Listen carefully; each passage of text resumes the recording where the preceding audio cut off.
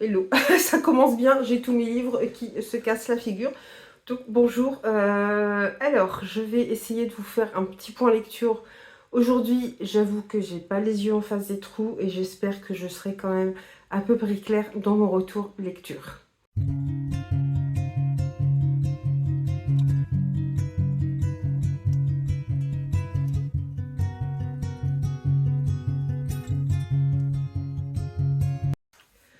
Bonjour et bienvenue sur Caro Magic Books. Je vous retrouve aujourd'hui pour un petit point lecture. Alors je vous avoue que j'ai pas eu le courage de descendre mes livres et que j'avais envie de me retrouver dans un petit coin un peu plus cocon avec tous mes livres qui sont là sur le côté en bazar. Sur le fauteuil tranquillement assise, j'avoue que la fatigue s'installe là de plus en plus et bon, j'ai pas toujours les idées très claires. Donc j'espère que ce point lecture ne sera pas trop confus. Voilà, on verra bien. Et puis je vous propose de commencer tout de suite avec la petite relique de 2024 dont je ne vous ai pas encore parlé avant d'attaquer les lectures que j'ai faites en début février et qui, ma foi, ont été de très bonnes lectures.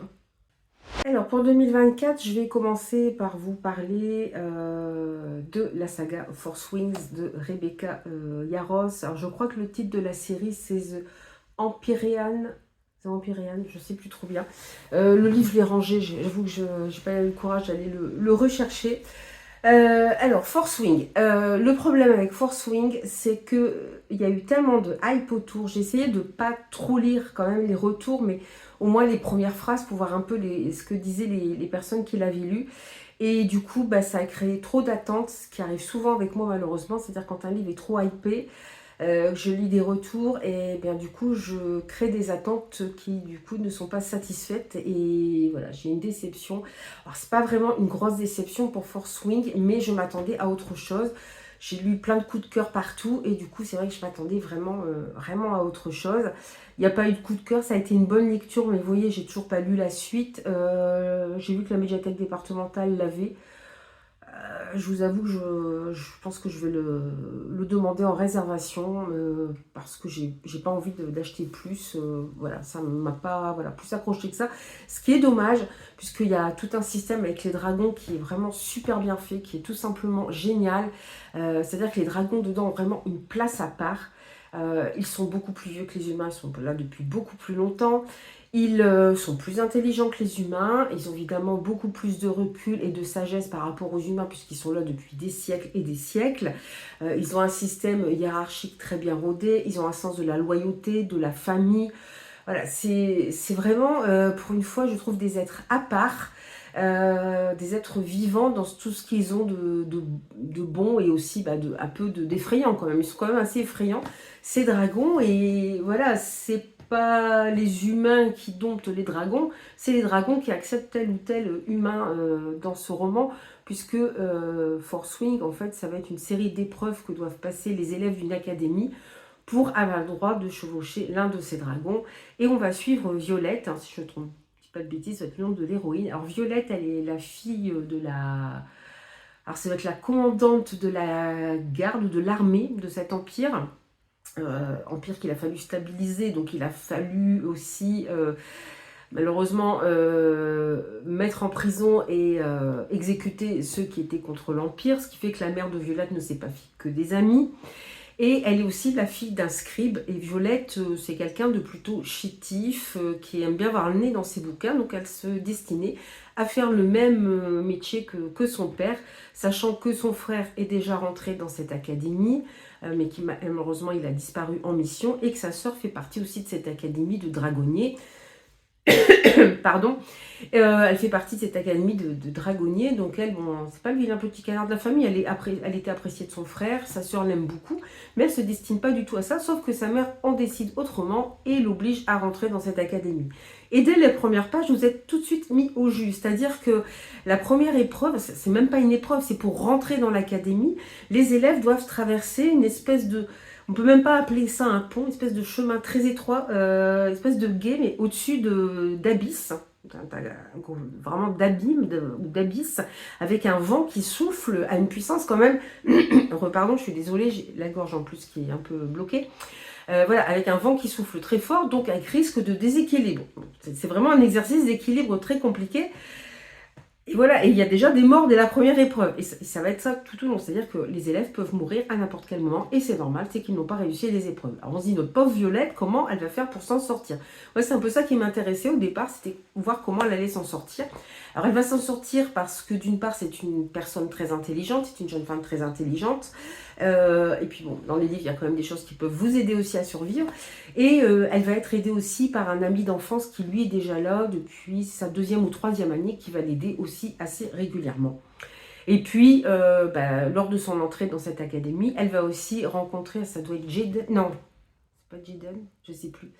Voilà, il y a un petit peu de romantisme, je trouve qu'elle n'est pas trop présente, un peu plus sur la fin, mais pas trop au début.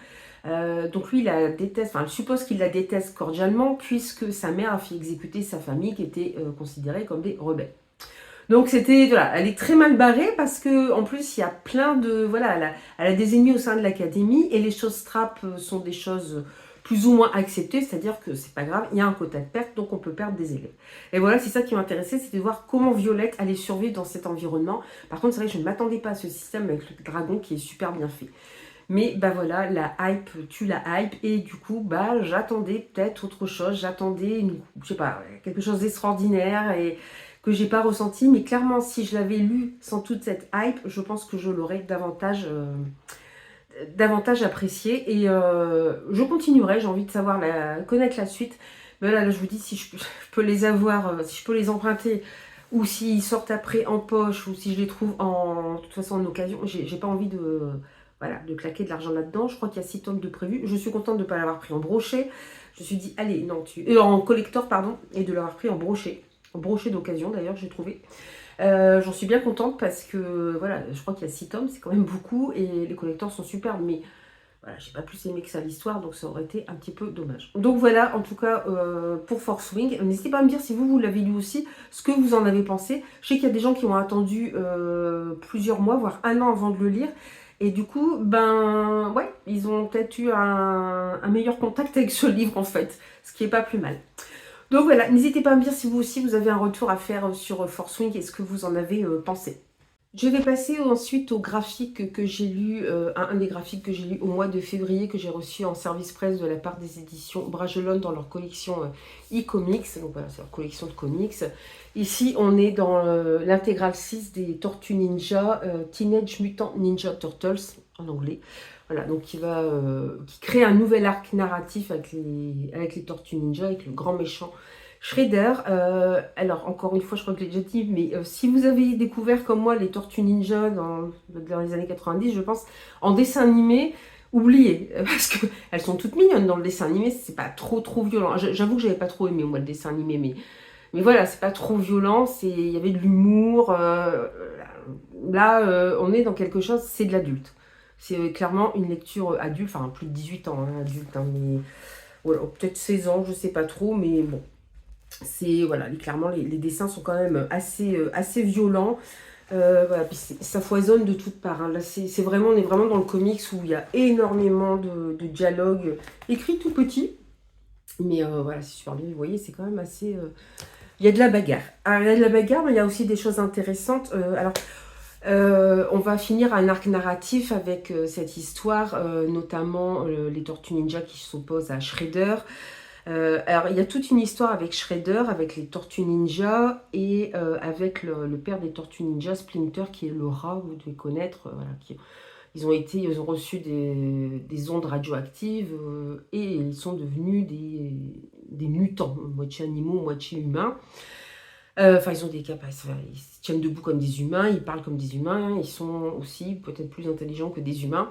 Voilà, donc là, on termine l'arc narratif où il y a eu plusieurs méchants qui sont rentrés en piste, notamment Shredder. Et ce qui est intéressant, c'est qu'on voyait le passé, parce qu'en fait, il y a toute une partie, les Tortues Ninja et Splinter et Shredder aussi, sont des réincarnations de personnes qui ont vécu dans le Japon médiéval. Et leur histoire découle de là, c'est-à-dire que Splinter et Shredder, bon, je vous répète, Splinter c'est le père des Tortues Ninja, ou leur maître, selon les versions, ils faisaient partie du même clan qui s'appelle le clan Fruit. comme le football. Sauf qu'à un moment, Splinter et Shredder n'étaient plus d'accord. Donc Splinter s'est séparé du groupe, il est parti avec ses 4 fils. Shredder, qui est ici, l'a traité comme un traître, il l'a poursuivi et il l'a tué, et ses 4 fils avec lui, hein, donc quand même 4 enfants. Et voilà, ils se sont réincarnés plus tard et on voit leur combat. C'est vachement intéressant parce qu'il y a cette partie effectivement de réincarnation, donc il fait penser voilà, à des religions plutôt asiatiques. Il y a cette partie Japon médiéval avec les codes d'honneur qui pouvaient être propres aux samouraïs à cette époque-là. C'est vraiment intéressant. Il y a toute la partie aussi où on voit Splinter, le rat. Ça fait bizarre de dire ça, le rat. C'est vrai, il fallait trouver quand même mettre un personnage de... C'est un personnage qui est très sage, Splinter. Voilà, il préfère la réflexion à la bagarre, mais quand il faut combattre, il sait combattre aussi. Et on le voit réfléchir et essayer de trouver comment mettre fin aux exactions de Shredder. Donc il y a... Alors ça a été écrit et scénarisé par des personnes différentes. Donc on a... Alors au niveau du scénario, il y a un fil rouge. Donc ça reste pareil, mais au niveau des dessins, effectivement, ça peut changer d'une histoire à l'autre. Alors je sais pas si je vais vous trouver la dernière où on voit Splinter qui est vraiment dans un instant de réflexion. Et ça donne une image un petit peu moins violente, parce que c'est quand même assez violent, hein. Il y a beaucoup de scènes de combat. Il y a des combats aussi contre... ils ont des amis humains aussi, les Tortues Ninja, notamment ils ont un ami, je ne sais plus son nom, c'est Kazé, c'est ça, Kazé, qui essaie de se sortir de la relation toxique qu'il a avec son père, qui est un criminel et qui a voulu l'entraîner dans son gang. Vous voyez, vous avez Splinter ici, voilà, qui est plus dans la réflexion, tout ça, et j'ai beaucoup aimé ces images-là. C'était pas mal fait. Et à côté de ça, on a des petites histoires qui concernent les mutanimaux, donc qui est un autre groupe de mutants, et notamment leur combat contre un laboratoire qui fait des expériences, encore une fois, sur des êtres humains, sur des animaux, pour en faire des mutants aussi. Mais ça donne des résultats horribles, et c'est de la torture, quoi, tout simplement. Donc on voit ces mutanimaux qui luttent aussi contre ce laboratoire, tout en sachant que les mutanimaux sont plus ou moins alliés avec les Tortues Ninja selon les circonstances. Et puis à la fin, on va suivre Kazé et April. Si vous avez vu le dessin animé, April, vous en souvenez certainement, c'était la jeune fille rousse qui était toujours avec les Tortues Ninja. Et en fait, là, ils vont se rendre dans l'ouest des États-Unis, vers la Californie, pour toujours enquêter sur les anciennes divinités qui ont peuplé le Japon, puisque au cours de l'arc narratif principal, ils ont fait des découvertes sur des divinités anciennes, mais ils n'ont pas tout découvert. Et là, durant leur voyage, alors c'est aussi un petit voyage en amoureux, parce qu'ils sont censés être en couple, sauf que les relations sont un peu tendues. Et ils vont faire la connaissance de ce genre de personnage. Alors là, par contre, j'ai beaucoup aimé ces histoires-là, parce que, vous voyez, c'est très dépouillé. Au niveau, on est dans le désert californien, donc il y a très peu de... les paysages sont assez dépouillés. C'était plus agréable à lire, et je crois que c'est la partie que j'ai préférée, en fait. En tout cas, c'était vraiment... j'étais contente de me replonger dans les Tortues Ninja et de me replonger dans les comics. Ça m'a vraiment donné envie de relire des comics. C'est un genre que j'avais commencé à découvrir avant, quand je lisais beaucoup plus. Bon, j'ai pas pu assez creuser, malheureusement. Mais voilà, de temps en temps, je pense que je relirai d'autres parutions de chez e-comics. Et pour continuer le point lecture, je vous propose de découvrir La guerre du conte, Margot Dupin et les jardins d'âme de Max Tarot en littérature jeunesse. Alors, je rigole parce que je viens de tourner le début de la chronique du livre et je me suis dit, purée, je viens de spoiler un gros truc. Heureusement, j'en suis rendu compte. Ce sera coupé au montage, heureusement. Mais j'ai... Ah, l'horreur. Donc, je recommence, du coup. Donc, l'auteur m'avait contacté pour savoir si ça m'intéressait. Et vu que c'est dans un... ça se passe à notre époque, mais ça va être dans un univers parallèle. Bon, je vais vous expliquer pourquoi. Elle est dans un univers fantastique, mais parallèle au nôtre. Et on va suivre Margot, qui a 15 ou 16 ans, dans l'histoire. J'ai beaucoup aimé, c'est une plume qui, je trouve, est très dynamique, il n'y a pas de temps mort. L'auteur trouve toujours de nouvelles idées pour relancer l'action, ce que j'ai vraiment beaucoup aimé. Voilà, ça fourmille d'idées. Bon, il y a un glossaire si vous avez peur de vous perdre un petit peu dans les personnages. J'ai trouvé ça vraiment très entraînant, très beau. En plus, ça peut être lu par des plus jeunes. C'est-à-dire qu'un bon lecteur, parce qu'il fait plus de 400 pages, donc des enfants qui pourraient être rebutés par le nombre de pages, mais un bon lecteur de 9 ans, il peut le lire. Il n'y a pas de scène trop violente.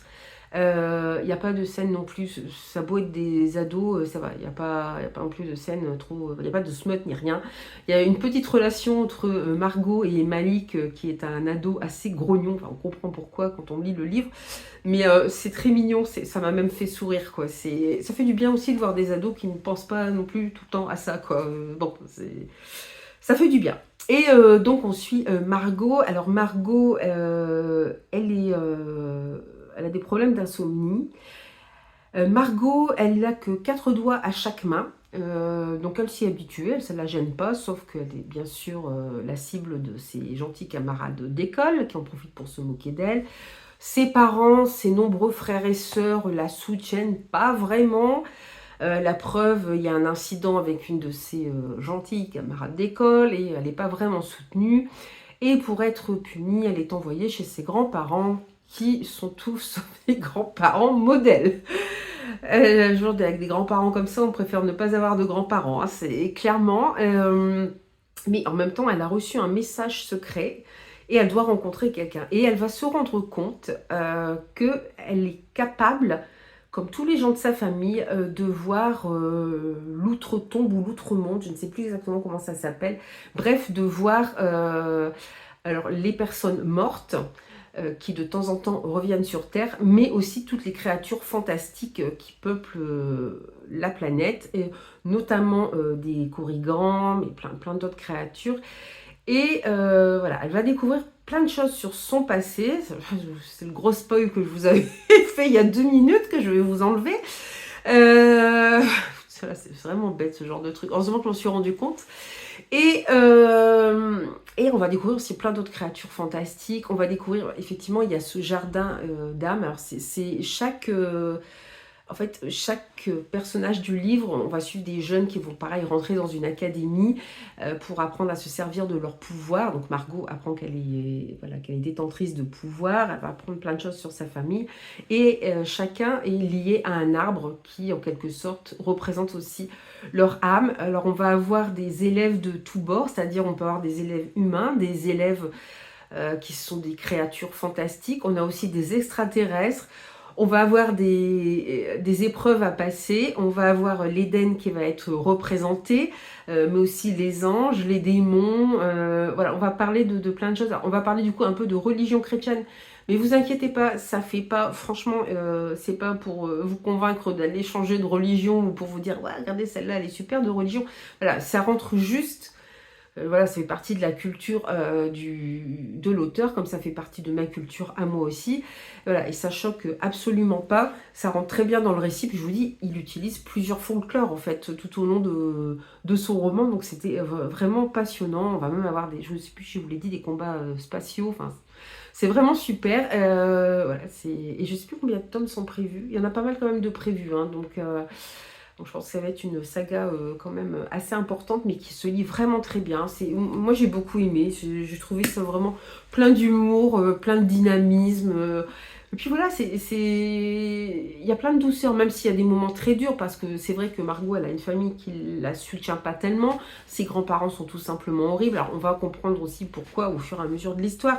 Mais voilà, elle est un petit peu toute seule. C'est quelqu'un d'assez introverti, d'assez timide. Mais c'est un personnage qui est hautement sympathique. Malik aussi, même s'il est quand même assez grognon. Mais bon, encore une fois, on va comprendre aussi ce qui lui est arrivé. Et voilà, et tous les personnages secondaires, enfin, les gentils, sont vraiment très agréables. Voilà, il y a une scène de combat final aussi qui est pas mal fait. Il y a un petit peu de plot twist. Donc franchement, c'est une bonne lecture. Et pour le coup, c'est vrai, je le conseillerais pour des bons lecteurs à partir de 9 ans. Ou même plus tard, à 12-15 ans. Il n'y a pas de souci, ça peut être lu sans problème. Alors, celui-ci, ça change un petit peu de mes lectures habituelles. C'est Une vie en apnée de Perrine Austri aux éditions Cubique. Alors, c'est une community manager voilà, qui nous envoie à moi et à d'autres chroniqueuses des propositions de chroniques. Et celui-ci, le sujet, on va... Alors, littérature, pas vraiment de la littérature blanche, mais voilà, on va être plus dans quelque chose de alors, littéraire, mais aussi qui va parler de jusqu'au boutisme, de douleur, de famille, de sacrifice. Voilà, on est dans des sujets plus, on va dire, plus contemporains, où il n'y aura pas cette fois la patte fantastique ou fantaisie qu'il peut y avoir dans mes lectures habituelles. J'avoue que le sujet me tentait fortement. On va suivre Katharina qui, alors on sait juste dans le résumé qu'elle a été victime d'un grave accident, ce qui fait que son corps n'est que souffrance. Elle a, voilà, elle a tout le temps mal, évidemment. Bon, bah, le corps a pris un sacré coup et voilà, elle souffre fortement. Et du coup, alors dans le livre, c'est expliqué au début ce qui s'est passé, ce qui explique les relations entre les personnages, puisqu'on va voir aussi, on va beaucoup suivre sa sœur Hilde et le compagnon de sa sœur, je ne sais plus quel est son nom, qui sera toujours là aussi. Et, et voilà, et Katharina, bah, suite à cet accident, voilà, elle est obligée de passer beaucoup d'épreuves. Et puis on débute le livre, en fait elle a lu quelque part que le froid pouvait soulager la douleur. Elle habite en Norvège, c'est quelqu'un qui était très sportif avant cet accident. Donc du coup, elle elle tente l'apnée en eau froide. Je vous laisse imaginer.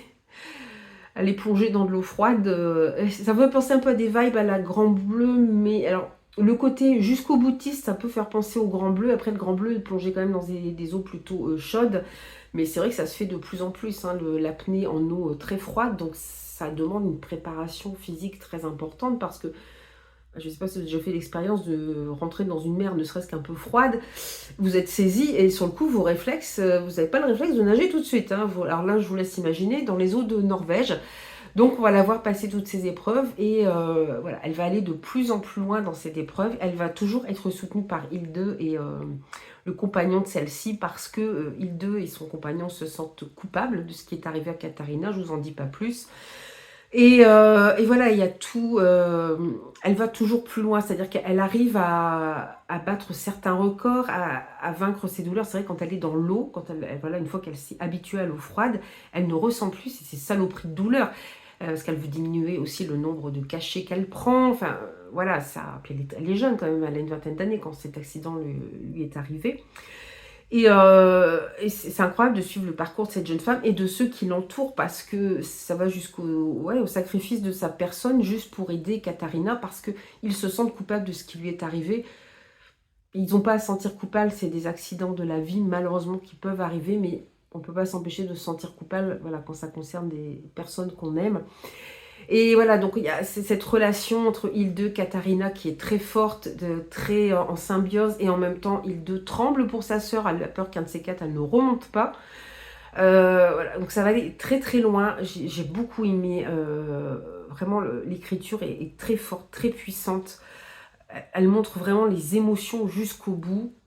Alors l'autrice, elle est professeure de philosophie, et elle intervient en conférence dans les hôpitaux autour du concept de médecine narrative. Donc je pense qu'elle aide des gens qui souffrent, hein, qui ont des douleurs chroniques justement, à essayer de faire diminuer ces douleurs chroniques. On sent que voilà, elle connaît son sujet. C'était très puissant. Alors je sais que j'en ai parlé avec une autre chroniqueuse, elle a trouvé que ça manquait de dialogue. Parce que je sais plus, elle m'a dit, mais les premiers dialogues arrivent quand même assez tard. Alors le livre est court, hein, il fait un peu plus de 252 pages. Moi j'avoue que ça m'a pas gênée. Après, ça va bien un peu dans l'ensemble, dans ce côté assez froid, assez, voilà, je suis dans l'eau et je n'entends plus rien et je ne ressens plus rien, je n'ai plus de douleur.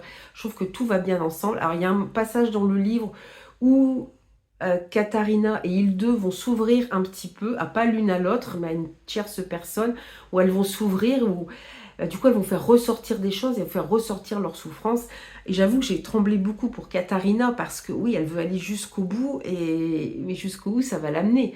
Et jusqu'au bout elle va entraîner avec elle Hilde et le compagnon de celle-ci. Donc c'est vraiment un beau livre sur malheureusement les accidents de vie, le deuil, sur la douleur, les douleurs chroniques, parce que beaucoup de gens qui souffrent de douleurs chroniques, hein, même sans avoir eu d'accident, sur le dépassement de soi, sur les sacrifices qu'on est prêt à faire pour ceux qu'on aime, et jusqu'où on peut aller dans ces sacrifices, c'est-à-dire au point de sacrifier sa propre vie. Ça aborde plein de sujets comme ça, vraiment très intéressants. C'est hyper intense, hyper poignant comme lecture. Je trouve que je ne me suis pas ennuyée une seconde. Il n'y a pas une seule phrase qui ne sert à rien. Tout est vraiment, chaque mot, chaque phrase ont leur importance et ça prend vraiment aux tripes. Vraiment, j'ai adoré cette lecture. Alors évidemment, on n'a pas de fantastique, fantasy, mais par contre, voilà, au niveau de l'intensité, du récit, des émotions, je vous le conseille vraiment. C'est vraiment un très très beau livre. Alors, celui-ci, je l'ai lu en lecture commune. Il y avait un bout de temps qu'il était dans ma palle. Donc, du coup, j'ai essayé d'en profiter pour sortir des livres de ma palle. C'est le livre 1 de Gods of Men de Barbara Kloss aux éditions Rivka. Voilà, c'est du hardback. Alors, le livre à l'intérieur enfin, la couverture du livre est très simple, hein. C'est juste comme ça noir. Mais par contre, vous avez, voilà, des superbes illustrations. Ici, on a l'héroïne, Sable. Et ici, le héros, Yorick, je ne sais pas comment on dit.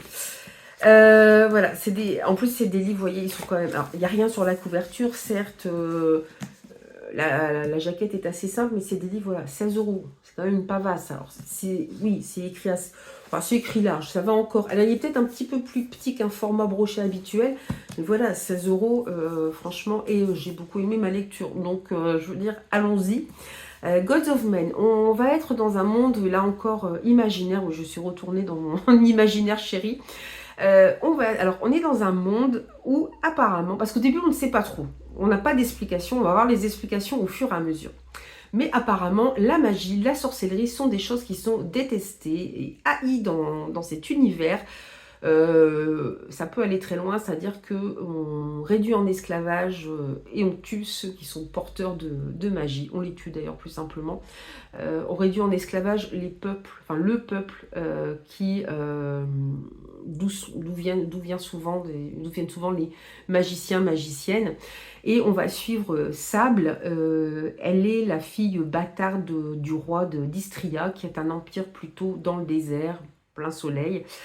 C'est le début du livre, hein, lors d'un banquet, elle est appelée à jouer de la flûte parce qu'elle joue très bien de la flûte, donc devant son père, devant sa belle-mère, ses demi-frères, demi-sœurs, et devant plein d'autres rois ou d'émissaires qui sont venus là, qui sont venus d'autres royaumes, parce que la paix reste fragile, il y a toujours des tensions au niveau des frontières, donc c'est un peu compliqué. Je crois qu'il y a une carte au début, ou il n'y en a pas.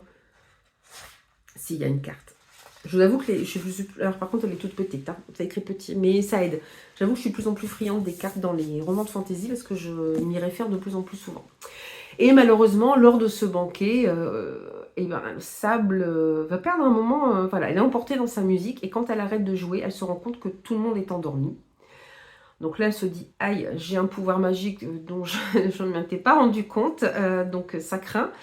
Mais surtout, c'est son père ou son frère qui se réveille en premier, qui lui disent de s'enfuir.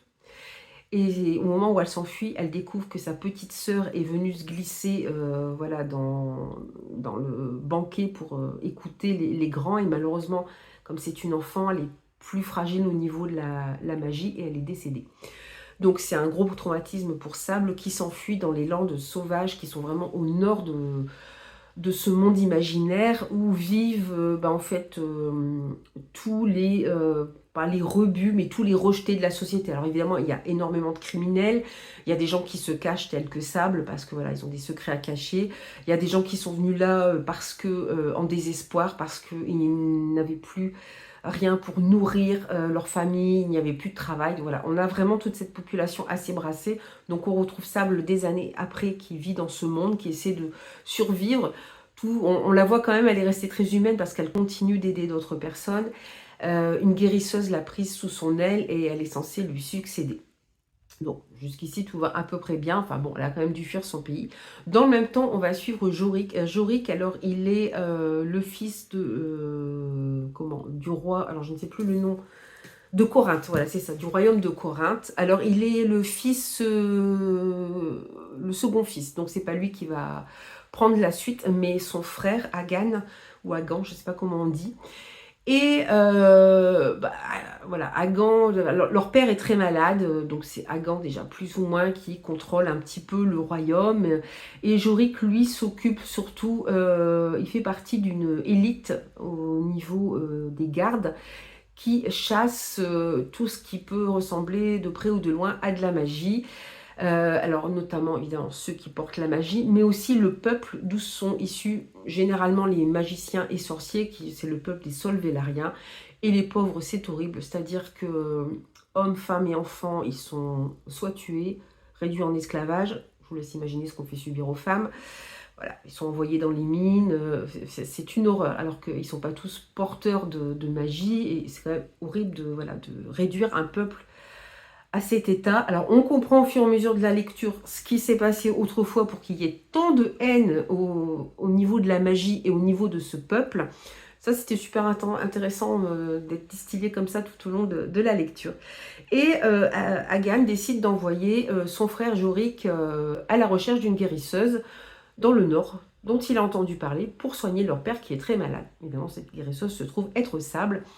Nos deux personnages vont se rencontrer. Sable ne sait pas qu'il est le fils du roi de Corinthe et un chasseur de sorciers et sorcières.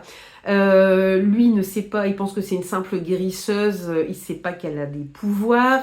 Voilà. Et ils vont vivre moult aventures. En même temps, on assiste dans le royaume de Corinthe, des villages entiers sont retrouvés, les habitants massacrés. Pareil, hommes, femmes, enfants. C'est pas des Solvellariens, c'est des habitants de Corinthe. Les Solvellariens qui étaient dans ces villages en esclavage ont disparu. Il y a des choses qui se passent autour d'un homme qui a causé des grands dégâts autrefois, qui est censé être mort. Voilà. Il y a un système, voilà, de nécromancie aussi très important. Alors attention, c'est pas du young adulte, hein, ou alors 18 ans, peut-être 16 à tout casser, parce qu'il y a des scènes très dures. Évidemment, il y a des scènes de massacre. Alors, on les voit pas, mais quand même, voilà, on voit les corps, on sait ce qui leur a été fait aussi, hein, c'est-à-dire qu'ils ont été, bon, moi, je ne vais peut-être pas trop vous en dire, mais voilà, ils ne sont pas dans un bel état. Il y a des tortures sur certains solvellariens. C'est pareil, on n'assiste pas aux scènes, mais on voit ce qui a été fait, notamment sur une solvellarienne, on voit ce qu'elle a, quelle torture elle a subi. Voilà, c'est assez, ouais, c'est quand même assez sombre.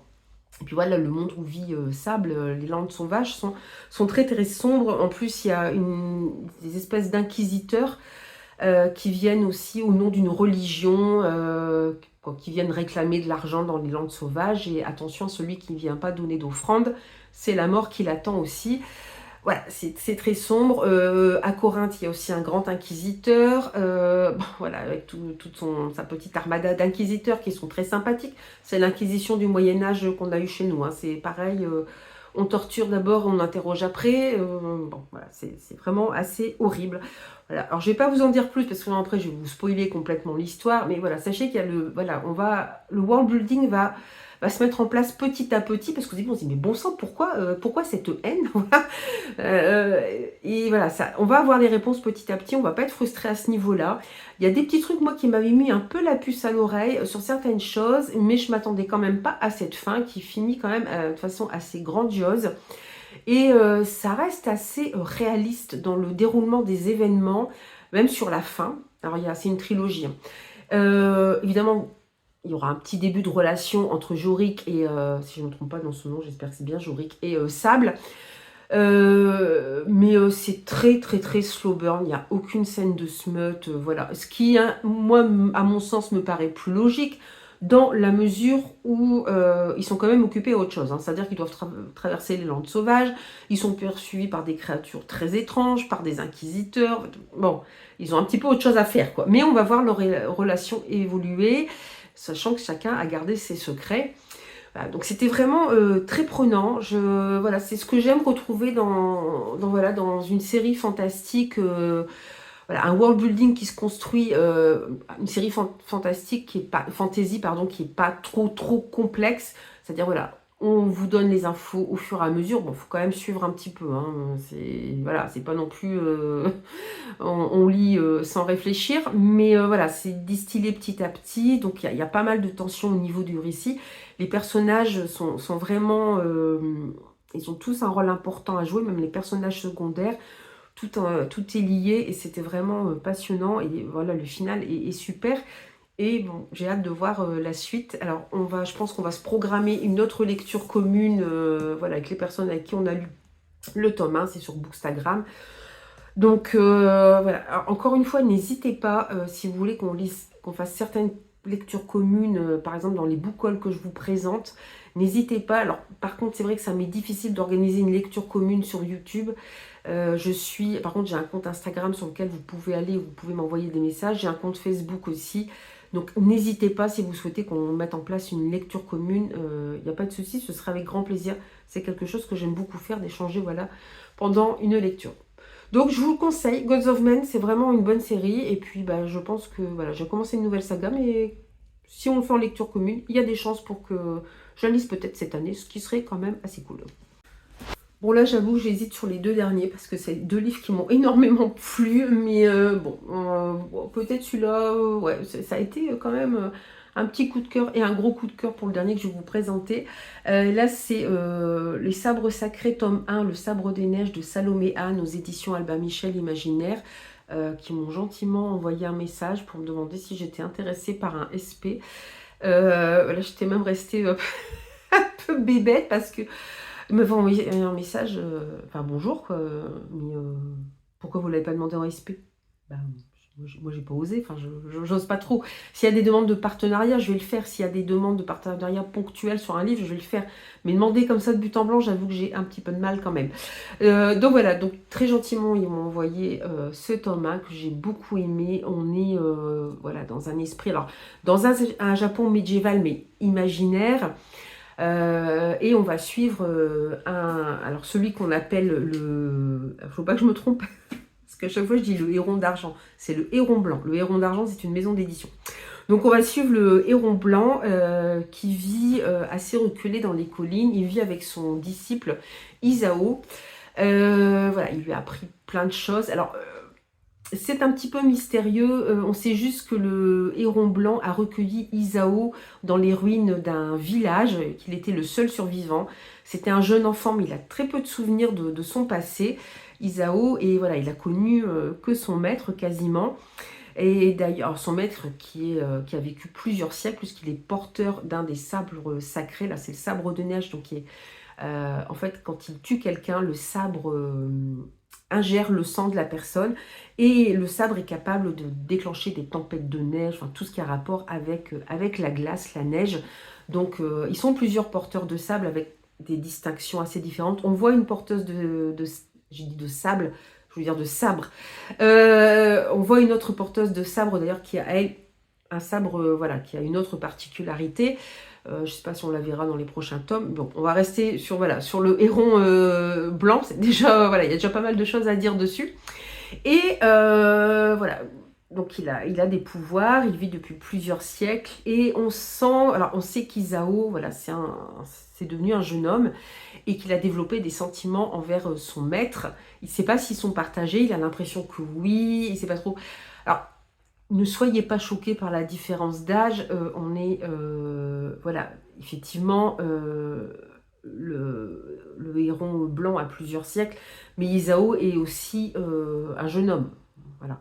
Alors, et puis en plus, c'est un jeune homme qui va, en quelque sorte, il va être projeté dans le monde parce que, mine de rien, il a beau avoir reçu un enseignement assez dur pour apprendre à se battre, il n'a jamais connu que le refuge de ces collines et il va être projeté un peu dans le grand monde puisque il y a un nouvel empereur et cet empereur a demandé à tous les porteurs de sabres sacrés de lui jurer allégeance, sauf que le héron blanc ne veut pas.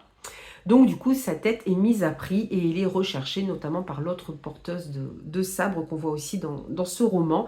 Donc Isao et son maître sont obligés de fuir. Et on va beaucoup suivre Isao, et c'est vrai qu'il se retrouve un peu plongé dans le monde. En fait, il est assez innocent, il a beau savoir se battre, il est très naïf. Alors, et puis il veut garder un code de l'honneur, un peu, ben voilà, un code de l'honneur un peu à la samouraï. Il veut pas il ne veut pas sortir de ce code, il ne veut pas se pervertir au contact d'autres personnes. Manque de peau, il va rencontrer sur sa route un mercenaire qui est... alors qui, oui, certes, sans foi ni loi, mais qui apporte une touche d'humour et puis qui devient un personnage très surprenant sur la fin. Je ne m'y attendais pas du tout. voilà, et qui apporte une touche d'humour et qui va entraîner parfois Isao dans des aventures dont il se serait bien passé, qui en même temps est surtout intéressé par effectivement la récompense sur la tête du héron blanc et qui par moments laisse Isao dans des situations très compliquées. Voilà, Isao va apprendre à développer son sens du combat, va euh, commencer aussi à avoir pas des relations, mais voilà, à fréquenter des jeunes femmes. Voilà, il y a vraiment tout ce développement du personnage qui va se confronter à la mesquinerie du monde, à la tentation, au désir, euh, à comment à l'avidité des hommes, à leur perversité parfois. Enfin, voilà, c'est très, c'est un voyage initiatique en fait pour Isao et je trouve que c'est bien fait parce que il y a une certaine lenteur dans le récit. Hein, c'est pas tout chousse. Il y a des combats tous les 5 minutes, même s'il y a quelques combats.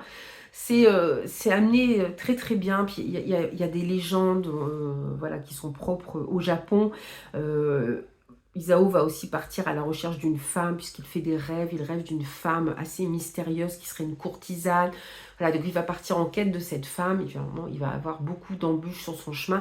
Et il y a un côté fantastique assez prononcé, surtout vers la seconde partie du récit, où effectivement, cette femme n'est pas qu'une simple courtisane. Il va pénétrer dans des royaumes qui, normalement, ou des lieux qui sont interdits aux humains, où il faut montrer patte blanche. Il y a des scènes assez sanguinolentes d'ailleurs. Il y a un passage voilà, avec cette femme et dans ce lieu en particulier, c'est assez sanglant. Et on se doute qu'il y a quelque chose, parce que Isao commence à avoir quelques flashs de son passé et voilà, on se doute qu'il y a quelque chose. Alors je ne m'attendais pas à cette fin. C'est assez poignant comme fin d'ailleurs. C'est voilà, ça prend un petit peu aux tripes, mais en même temps c'est une fin assez logique voilà, qui s'inscrit vraiment dans la logique du récit et j'ai beaucoup aimé, donc vraiment j'attends la suite avec impatience.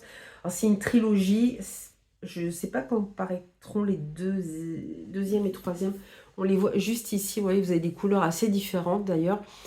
Je ne sais pas quel rôle va jouer Isao dans les prochains volumes, je ne sais pas si on va retrouver cette c'est pas passeuse, cette porteuse de sabre aussi, si on va découvrir les autres porteurs de sabre. J'avoue que c'est un univers qui m'a vraiment transportée, que j'ai trouvé assez immersif. Et voilà, j'attends la suite avec impatience. Je pense que le tome 2 va quand même paraître cette année. Je ne sais plus. Je ne sais plus. Mais voilà, en tout cas, moi j'ai été conquise par l'univers. J'ai beaucoup aimé. J'ai aimé cet aspect que certains vont peut-être trouver un peu lent, mais je trouve qu'il installe bien les personnages et qui installe bien le parcours d'Isao. Et je trouve j'ai vu vraiment de bons retours sur ce roman et franchement, il les mérite très amplement. Et je vais finir avec du thé pour les fantômes que j'ai vraiment adoré. Et l'autre jour, je crois que c'était pas en écrivant ma chronique, mais en partageant ma chronique sur, voilà, sur différentes plateformes comme Babelio, Booknode, etc. Je me dis franchement, cette lecture, elle m'est restée très marquée. J'ai vraiment adoré. D'ailleurs, c'est marqué en dessous, j'avais pas vu. Une quête intime où la poésie des contes infuse le réel. C'est de Chris Vuklesiewicz. Je dois très mal prononcer son nom. C'est chez De Noël. Alors, c'est sorti en poche. Alors, ils ont sorti une belle édition avec Jaspage, mais c'est sorti aussi en poche, si vous voulez vous le procurer. Alors, j'ai lu en lecture commune. Voilà, c'est le genre de livre qui divise. Voilà. Je ne sais pas si des personnes l'ont abandonné, mais je sais qu'il y a des gens qui n'ont pas accroché. C'est vrai que le récit est assez spécial, la narration est assez spéciale, puisqu'au début, on va suivre, on ne sait pas trop qui, hein, c'est quelqu'un qui, bon, voilà, qui est là et qui, je pense qu'il parle à un touriste. On est dans le sud de la France et il parle avec ce touriste, il va lui raconter une histoire. Je suis désolée, je suis un peu troublée parce que j'ai le téléphone qui sonne en même temps. Ça me perturbe. Surtout que je ne sais pas qui appelle. Donc ça, c'est un petit peu agaçant. J'espère qu'il n'y a pas de... Ouais, bon, je regarde l'heure quand même, mais... Voilà, donc... Mais c'est pénible en ce moment, ces coups de fil. En ce moment, je reçois que des coups de fil. C'est pour de la publicité, pour des panneaux solaires. Ça commence à me saouler. Mais bref, passons. On en était donc adulté pour les fantômes, avec cette narration un peu spéciale où on ne sait pas qui est le narrateur, et on suppose qu'il va raconter une histoire à un touriste qui passait par là. Alors on entre vraiment dans une ambiance très particulière, puisqu'on va se retrouver dans les hauteurs de Nice, dans les montagnes, et il va raconter l'histoire de sœurs Egonia et Félicité, deux sœurs qui sont en froid. Alors ça se passe il y a plusieurs années. On ne sait pas trop pourquoi elles se sont séparées. Egonia a fui le village où elle vivait avec sa sœur et sa mère. On ne sait pas pourquoi, on ne sait pas pourquoi elles sont en froid.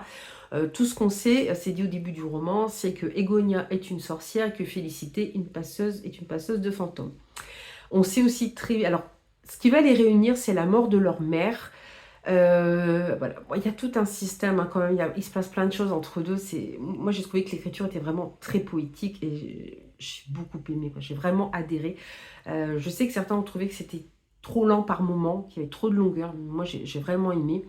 Et en fait, Félicité reprend contact avec sa sœur parce que Félicité voudrait passer sa mère en tant que fantôme, parce qu'elle ne retrouve pas le fantôme de sa mère, et savoir quelles ont été les dernières pensées, les dernières paroles de sa mère, parce que c'est très important. Du coup, on retourne dans le passé de ces deux sœurs qui vont se réunir, même si c'est très tendu, sachant que, on le sait très vite aussi, c'est marqué dans le résumé, que la mère a détesté cordialement, ce sont des jumelles, hein, détesté cordialement Egonia, et sa préférée a toujours été Félicité, sans qu'on sache pourquoi. Donc évidemment, pour Egonia, ça a été une souffrance terrible, hein, je vous laisse imaginer. Et on ne sait pas pourquoi. Et voilà, on va comprendre pourquoi Egonia est partie. Félicité, en même temps, elle, toute l'histoire avec du thé, elle voulait être théologue. Alors ça n'existe pas, mais c'est spécialiste du thé, c'est-à-dire elle va aller à l'université, elle va rencontrer une femme qui est théologue, qui va l'initier à tous les secrets du thé, où aller cueillir tel ou tel thé, quelles sont ses propriétés, combien de temps faut-il le faire pousser, ou combien de temps faut-il faire sécher les feuilles, parce qu'il y en a, ça prend des années pour les faire sécher, pour en retirer ce qu'il y a de meilleur.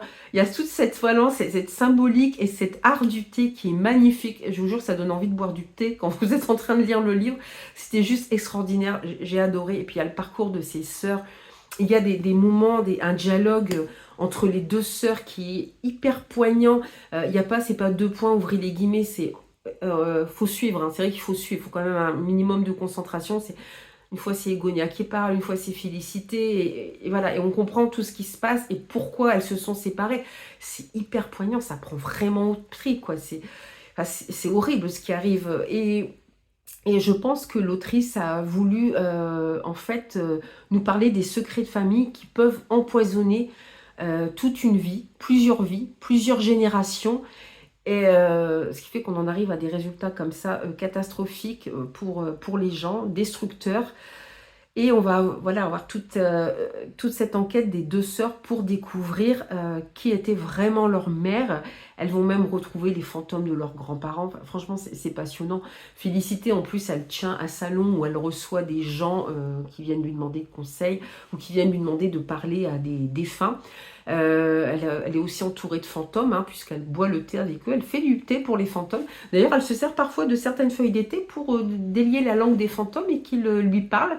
Donc c'était vraiment intéressant. Il y a vraiment ce côté très poétique. C'est vraiment très beau. Alors je ne sais pas si vous voyez sur la couverture, évidemment il y a plein de théières et de tasses de thé, mais vous avez aussi des crânes. Vous avez aussi voilà, le papillon qui a un rôle important, le miroir qui joue un rôle aussi important. Il y a plein de symboliques dedans. C'est vraiment très beau. C'est une plume que je lirai. Je crois que j'ai ces deux autres romans, Ces derniers jours de la fin d'un monde, je ne sais plus. Et porcelain, oh, je ne sais plus, qu'elle a écrit sous un autre nom. Mais voilà, en tout cas, je lirai d'autres romans de cette autrice parce que c'était vraiment, c'était beau, c'était poétique, c'est poignant. Il y a un côté onirique aussi très important. Voilà, des twists. Je me rappelle, il y a une fois, il fallait qu'on s'arrête à telle page. Je me dis, ah non, c'est pas possible de s'arrêter là. On vient d'avoir un gros plot twist là. Mais bon, comme j'avais d'autres livres à lire, je me suis dit, si, il faut que tu arrêtes. Tu as des services presse à lire. Mais ouais, c'était dur et ça m'a passionnée de suivre l'histoire de cette famille. En fait, c'était vraiment, vraiment très beau. J'ai adoré, mais encore une fois, je sais qu'effectivement, il a eu des retours assez divergents, ce livre, et c'est vrai que je m'en suis rendu compte aussi au moment de la lecture commune. C'est vrai qu'il y a des gens qui ont pas plus accroché que ça, et d'autres comme moi qui ont vraiment eu un coup de cœur sur ce roman. Donc, bah, l'idéal, peut-être l'emprunter en médiathèque ou bah, l'acheter en poche, comme ça à moindre coût, comme ça si ça ne vous plaît pas plus que ça, parce que c'est vrai que ça peut être une lecture qui divise. Moi, en tout cas, j'ai aimé ce système de narration un peu spécial qui parfois nous perd, mais on retombe vite sur ses jambes et sur ses pieds, pardon. Et voilà, et j'ai adoré suivre ses sœurs. Félicité qui voilà qui n'a pas toujours fait ce qu'elle voulait, et Gonia qui d'ailleurs Egonia c'est pas son nom de naissance, c'est un autre nom qu'elle porte. L'importance aussi des prénoms qu'on donne aux enfants. Voilà, j'ai adoré suivre l'histoire de ces deux sœurs. Et un début de pardon, de compréhension aussi, en connaissant l'histoire de leur mère. C'était vraiment passionnant, poétique et beau.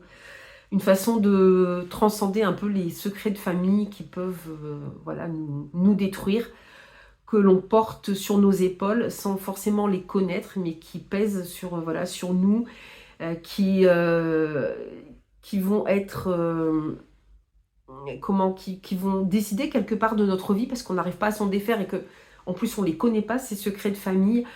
Et voilà, et à quel point c'est important voilà, de pouvoir mettre des mots sur les choses et de parler des secrets de famille et de ne plus en faire des secrets, afin que les gens puissent enfin vivre et vivre leur vie. En tout cas, lecture coup de cœur pour ce mois de février.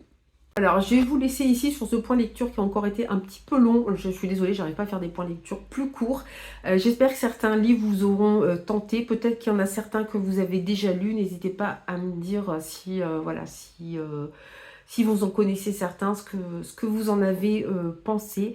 Et puis moi, je vous dis à très bientôt pour une nouvelle vidéo. Bye bye!